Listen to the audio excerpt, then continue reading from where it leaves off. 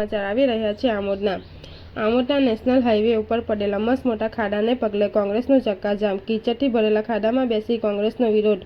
આમોદ પાસેથી પસાર થતા રાષ્ટ્રીય ધોરીમાર્ગ નંબર 64 ઉપર મસ્ત મોટા ખાડા પડી ગયા હોવાથી અનેક વાહન ચાલકો તેમજ મુસાફરોને પરેશાની વેઠવાનો વારો આવ્યો હતો, જે બાબતે કોંગ્રેસ દ્વારા હાઈવે ઓથોરિટીને અનેક વખત રજૂ કરવા છતાં કામગીરી નથી થતા કોંગ્રેસના આગેવાનો દ્વારા ચક્કાજામનો કાર્યક્રમ રાખવામાં આવ્યો હતો, જેના કારણે ટ્રાફિક સર્જાયો હતો।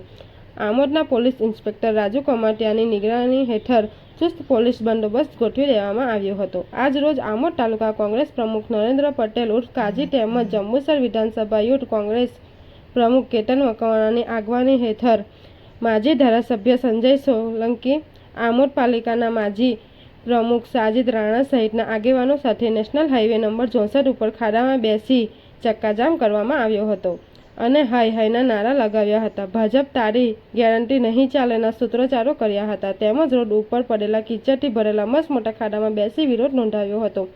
કોંગ્રેસી આગેવાનોએ ભાજપનું સિમ્બોલ કમળ મૂકીને સરકારનું ધ્યાન દોરવામાં પ્રયાસ કર્યો હતો અને મસ્ત મોટા ખાડામાં ઊંધા કમળ ખોસી દીધા હતા। નેશનલ હાઈવે નંબર 64 ઉપર ચક્કાજામ થતાં પોલીસ આમોદ તાલુકા કોંગ્રેસ પ્રમુખ નરેન્દ્ર પટેલ ઉર્ફ કાજી, જંબુસર વિધાનસભા યુથ કોંગ્રેસ પ્રમુખ કેતન મકવાણા, આમોદ પાલિકાના માજી પ્રમુખ સાજિદ રાણા, નગરપાલિકા સદસ્ય ઉમેશ પંડ્યા, દુલભા મલિક, મણિલાલ પ્રજાપતિ, ગુલામ ખત્રી, રજનીકાંત પરમાર સહિતના 12 આગેવાનો ડિટેન કર્યા હતા।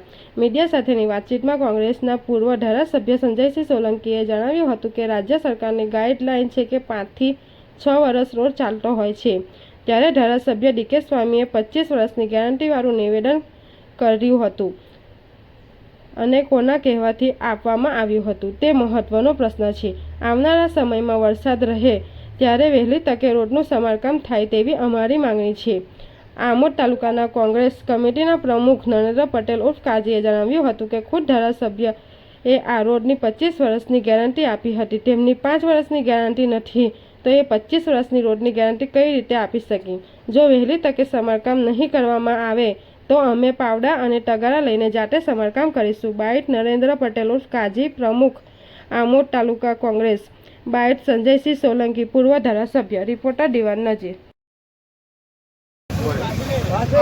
આપ જોઈ શકો છો જંબુસર, આમોદ તથા સૌરાષ્ટ્રને જોડતો મુખ્ય નેશનલ હાઈવે નંબર 64 છે। એ નેશનલ નંબર ઉપર આ ખાડા પડી ગયા છે। બીજું કે અહીંયાથી રાહદારીઓને એટલું બધું નુકસાન થાય છે અને પોતાના વાહનોને પણ એટલું બધું નુકસાન થાય છે। આજ દિન સુધી તંત્ર દ્વારા કોઈ પણ સમારકામ કરવામાં આવ્યું નથી।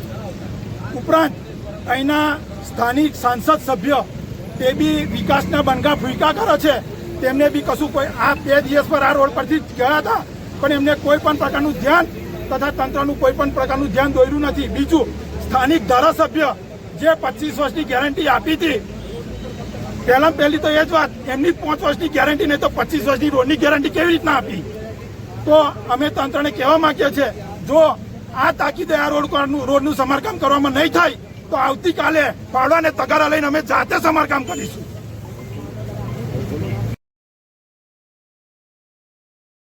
ભરૂચ જિલ્લાનો અતિ મહત્વનો રોડ જે આમોદ રિંગ રોડ, જ્યાંથી જંબુસર તાલુકાના અસંખ્ય ગામના લોકો સિવિલ હોસ્પિટલ હોય, કોર્ટ હોય અથવા બેંકના કામે જતા હોય, સૌરાષ્ટ્રનો જોડતો રસ્તો હોય, સુરતનો જોડતો રસ્તો હોય, આ રસ્તો હમણાં 6 મહિના પહેલાં બનાવવામાં આવેલો।